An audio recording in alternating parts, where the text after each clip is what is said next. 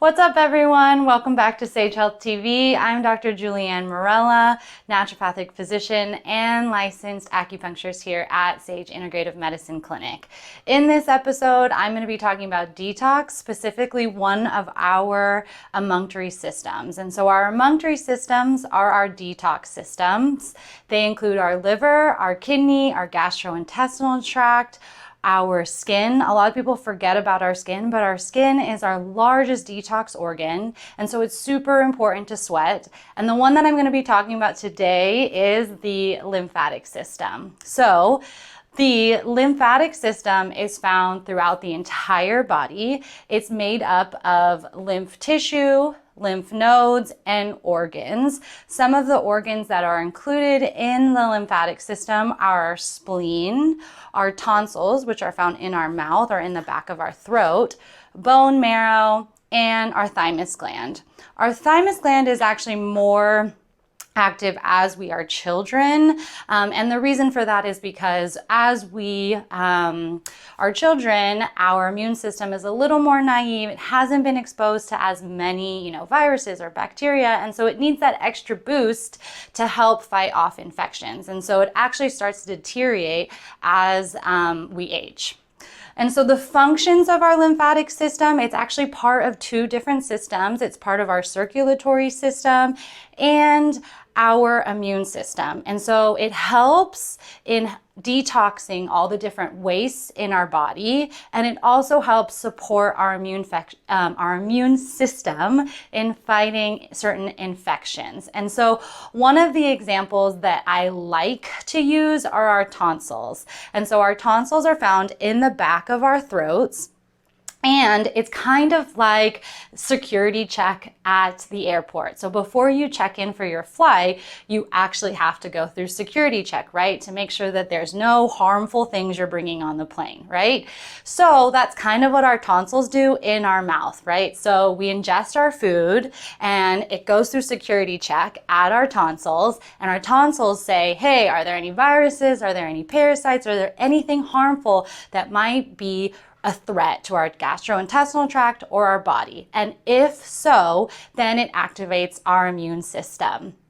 And it's kind of like a natural oral vaccine. Super duper cool, right?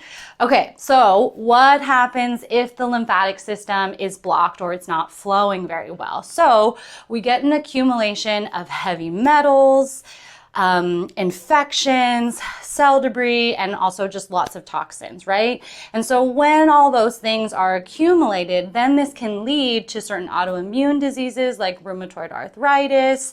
It can lead to IBD diseases, so inflammatory bowel diseases like ulcerative colitis and Crohn's disease, food intolerances, etc. And I'll draw a picture so that it kind of explains how it works, okay?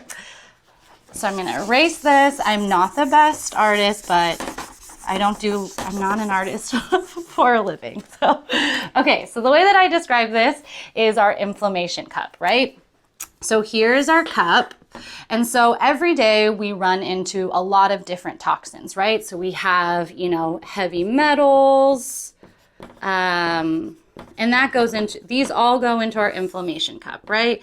We have pesticides,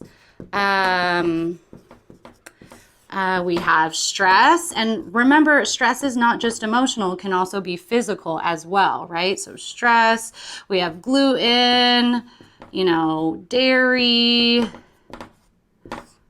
infections, etc., right? And so as this starts to build up, right, the water starts to go up and up and up as we put more and more in our inflammation cup, then it starts to overflow, right? So one way to reduce this load is to obviously eliminate your exposure, but to help the draining system, which is our lymphatic system, right? So helping all of this flow out. So how do we improve the flow out, the lymphatic system? So many different ways. One best way is to exercise. So you want lymphatic flow to be flowing continuously all the time. It's kind of like a marsh. So when it's pretty stagnant water, right? And because it's stagnant, there's a lot of opportunity for bacteria and bugs to grow, right? So you want the water to keep flowing. You want the lymphatic system to keep flowing, right? Another way is dry brushing, and I brought my dry brush. So dry brushing is a hydrotherapy technique. You would do it right before a shower. And so you just want to brush your skin very lightly.